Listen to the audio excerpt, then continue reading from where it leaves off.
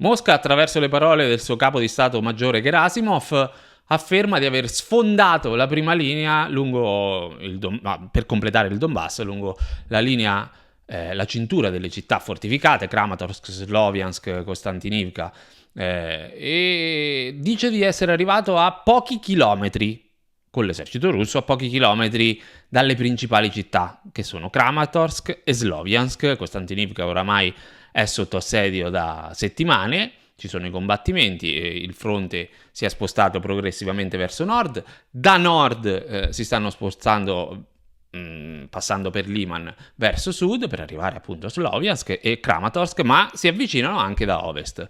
Tutta quella zona lì, che è il luogo principale dove si stanno concentrando gli attacchi russi e il luogo, quel pezzo di terra che completa il Donbass, che l'anno scorso nell'incontro in Alaska Putin aveva chiesto come concessione da parte dell'Ucraina per un eventuale cessate il fuoco e gli accordi successivi per poter arrivare ad una fine della guerra, che poi i nostri hanno detto subito di no, lo sappiamo. L'Ucraina ha detto di no, non esiste nessuna concessione, la Russia deve essere messa in una condizione con le spalle al muro, deve negoziare, dobbiamo imporre con la forza, più armi, più guerra, e vediamo che dopo un anno e qualcosa stiamo ottenendo grandi risultati. Sono arrivati dove l'anno scorso dicevano che non sarebbero mai arrivati i russi se non tra non si sa quanti anni, e invece sono arrivati lì. E ci siamo. Cioè ci siamo nel senso, ci siamo non è che domani cadono, perché se domani dovessero cadere vuol dire che l'esercito ucraino è completamente in rotta. Sarebbe proprio lo sfacelo totale. Da lì, perché poi quelli che vengono a criticare fanno questo appunto. Ecco, dici che è fatta, che sono arrivati lì, invece non hanno conquistato nulla, sono mesi. Ci metteranno mesi, probabilmente ci metteranno un altro anno e mezzo. Questo non è positivo. È negativo perché muore più gente, muoiono più soldati, sia russi che ucraini. Non vedo dove sia il lato positivo che la Russia ci metta un anno e mezzo per conquistare quelle città fortificate, le più fortificate d'Europa, ben prima della guerra del 2022. Non vedo il lato positivo, ecco, di questa cosa. Cioè, come questo possa confermare che stiamo vincendo la guerra. Se dovesse accadere una cosa del genere, che nel giro di pochi giorni questi si prendono queste città, vorrebbe dire che l'esercito ucraino è completamente allo sfacelo e verrebbe voglia alla Russia di arrivare oltre a quel punto. Se con facilità dovessero in pochi giorni conquistare queste città qui, non si fermerebbero mai, ovvio. Ma sarebbe una situazione catastrofica, io non immagino nemmeno quello che potrebbe essere una situazione del genere. Allora, cito le parole del capo di Stato Maggiore Gerasimov. Le truppe russe hanno superato in alcune zone la prima linea difensiva del complesso fortificato Sloviansk-Kramatorsk. I soldati russi sono arrivati a circa 4 km dalla periferia di Sloviansk, mentre a est di Kramatorsk stanno combattendo sul territorio dell'aeroporto a 3 chilometri dalla periferia della città. L'obiettivo strategico principale, lo ribadisce, è completare il Donbass, cioè tutto quello che hanno conquistato più sto pezzetto qua, che non è facile da conquistare evidentemente, visto che è una cintura di città fortificate preparate da anni dalla NATO e dall'esercito ucraino addestrato dalla NATO ad una guerra. Possibile hanno creato una fortificazione del genere per una guerra civile interna contro i russofoni del Donbass? Oppure si aspettavano di arrivare ad una guerra con la Russia? Ovviamente è una domanda retorica. Ukrainska Pravda. Il nemico ha attaccato l'oblast di Kiev con droni d'attacco e missili balistici per tutta la notte. Questa notte, ma anche durante la mattina, ci sono stati attacchi continui a Kiev, a Odessa, ma non solo Odessa, anche nel Dnipropetrovsk, Poltava, Zaporizhzhia. Questo lo riporta l'aeronautica militare ucraina. Sono stati colpiti, e questo lo riportano anche i nostri magazzini, grandi magazzini, quindi depositi depositi anche civili, immagino magazzini, perché non riportano mai edifici militari che vengono colpiti o obiettivi militari o depositi di armi, sempre edifici civili. Quindi se i nostri riportano sono magazzini, grandi magazzini, intendono civili. Ed è la risposta russa ai bombardamenti ucraini che non si sono ancora fermati, continuano, sui Wildberry, sugli Ozone, su quelli magazzini civili dell'e-commerce russo. La Russia ha lanciato un altro attacco con droni e missili contro l'Ucraina. Secondo l'esercito ucraino, tra gli obiettivi ci sono il magazzino a Boryspil, vicino a Kiev, un impianto industriale a Kiev-Ri, è stato colpito con 2 missili balistici. Ricordiamo che i missili balistici Kiev non li conta più quelli russi, ne dice ogni tanto 2, 4, 6, anzi, per quanto riguarda i missili Iskander, i missili balistici Iskander, dicono proprio un numero imprecisato di missili balistici Iskander. Cioè, l'agenzia che riporta le informazioni di Kiev dice un numero imprecisato di missili balistici. Potrebbero essere 2, come potrebbero essere 200. Se fossero stati 200, staremo leggendo non so cosa in questo momento, visto che non ci sono le difese aeree sull'Ucraina. Sono molto limitate, visto che non ci sono i Patriot. Odessa terrorizzata quasi tutta la notte. L'amministrazione ha riportato che il nemico ha terrorizzato Odessa per quasi tutta la notte e tutta la mattina. Se vogliamo vedere che cosa hanno colpito, facendo finta di credere a quello che possiamo leggere dalle fonti russe, i russi dicono di aver attaccato impianti metallurgici a Zaporizhzhia e a Kivri, poi che hanno un'importanza strategica per le forze armate ucraine, massiccio attacco con danneggiamento di impianti metallurgici tra i principali fornitori di prodotti per la produzione militare e il complesso di magazzini Sun Park, considerato il più grande centro di stoccaggio e distribuzione di droni. Queste sono le fonti russe e poi tra poco è finita la fonte russa. Droni FPV delle forze armate ucraine vicino a Kiev. Fine della fonte russa. Le Monde, il Ministero della Difesa russo, ha affermato giovedì di aver intercettato 267 droni ucraini durante la notte, perché gli attacchi ucraini avvengono comunque. Il problema è che ciò che viene colpito è molto limitato. Lanciano anche lì 200, 300 droni e poi colpiscono un magazzino Ozone, un magazzino Wildberries, ogni tanto qualche raffineria, che sono quegli obiettivi che non sono difesi dalla contraerea russa. O meglio, sono parzialmente difesi, non sono sicuramente l'oggetto principale della difesa, no? Ovviamente tutto quello che ci viene riportato dai nostri media ha una particolare enfasi sugli edifici civili colpiti, ovviamente sulle vittime civili, ma solo le vittime civili ucraine, quelle che causano i russi, ovviamente. Difficilmente vengono citate le vittime russe. A proposito, siccome io dico che ci sono, quando elenco vittime ucraine come ciclista ucciso da un drone a Kherson o gli attacchi russi sulla città di Kherson hanno provocato diverse vittime oltre al ciclista, nell'attacco all'impianto industriale è stato colpito con 2 missili balistici ferendo 2 persone, quindi immaginate edifici civili, 2 missili balistici, 2 persone ferite. Basterebbe questo per capire, no? Com'è la situazione.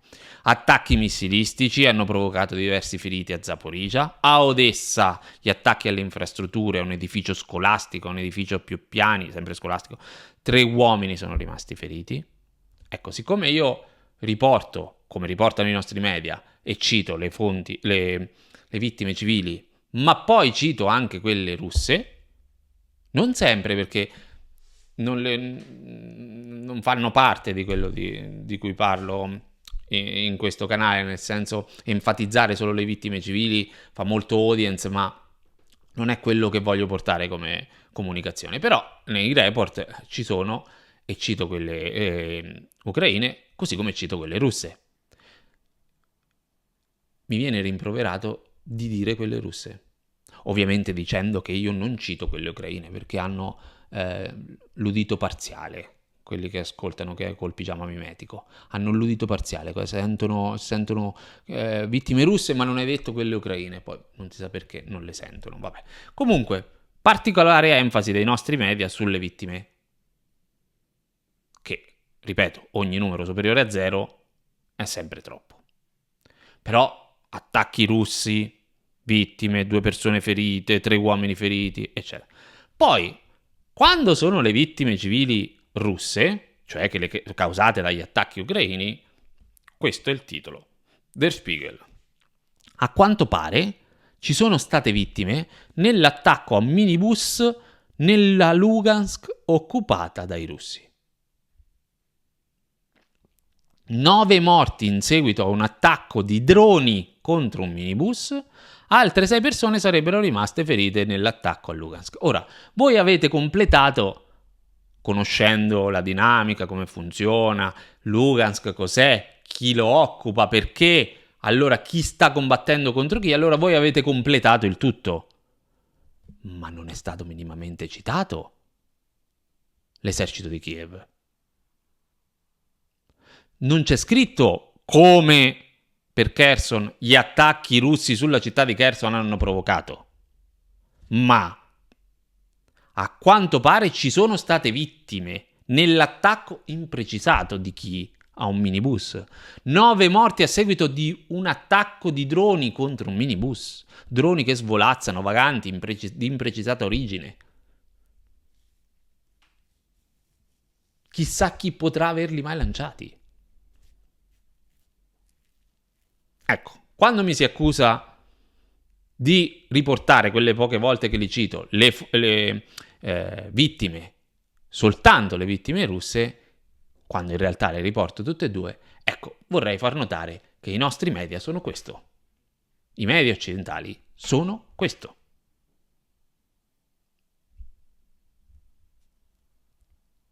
Ci sono vittime di serie A o di serie B? Mi dite che se muoiono i russi è meglio? Non fa nulla?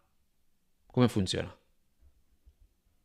Facciamo come ha detto Zelensky, sono mangime, li stiamo trasformando in concime?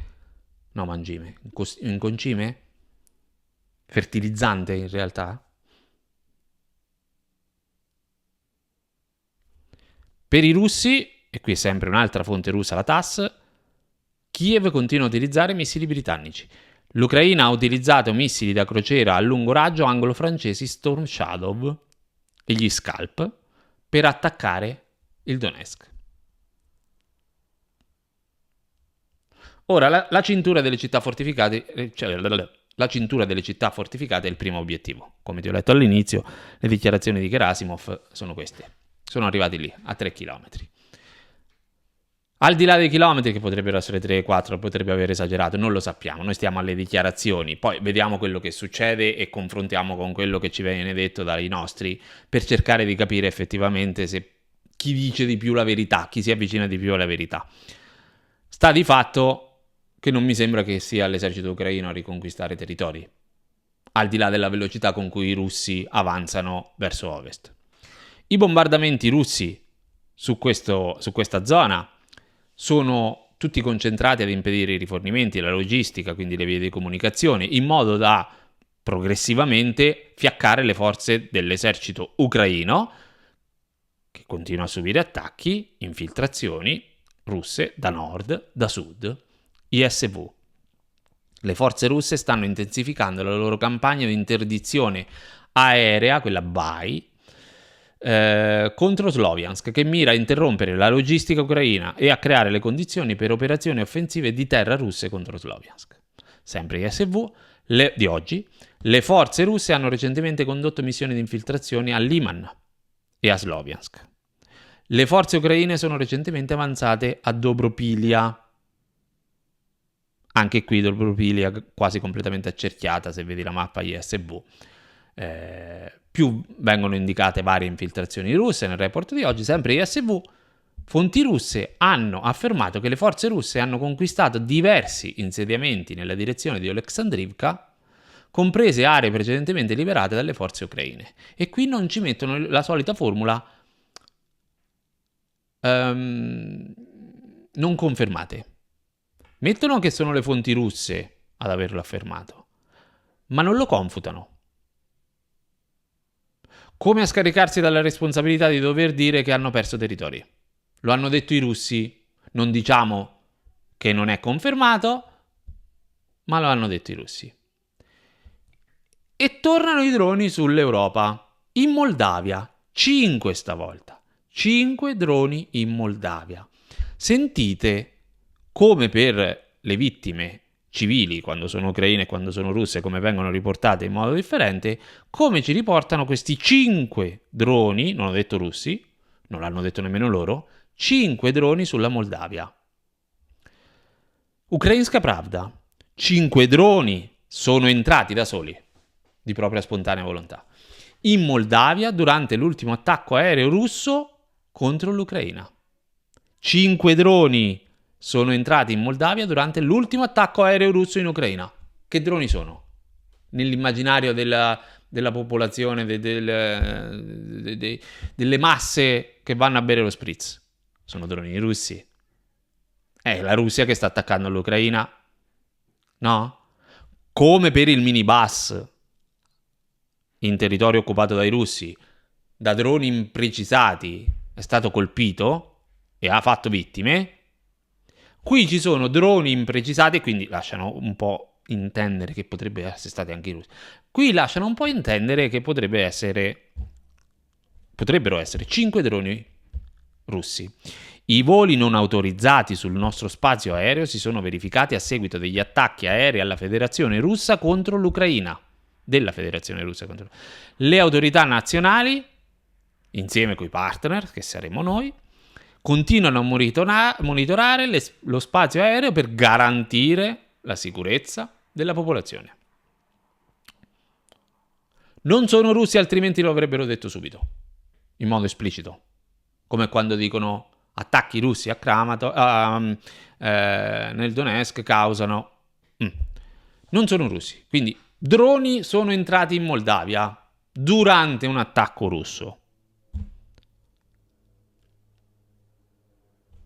A parte Ukrainska Pravda, non ne parla nessuno, infatti, di questi 5 droni in Moldavia. Non viene data particolare enfasi a questi 5 droni in Moldavia, a parte Ukrainska Pravda. Quindi, presumibilmente, sono droni ucraini. No? Ora, se siete bravini in geografia, sapete la Moldavia dove sta messa, ok? Come quando abbiamo parlato della Bulgaria. Se non siete bravini in geografia, ve lo andate a cercare dopo. Comunque la Moldavia è sotto. C'è l'Ucraina, c'è la Russia sopra e c'è la Moldavia sotto. Dall'altra parte, quindi, rispetto alla Russia. Ora, se non sono droni russi, automaticamente sono ucraini o comunque sparati dall'esercito ucraino.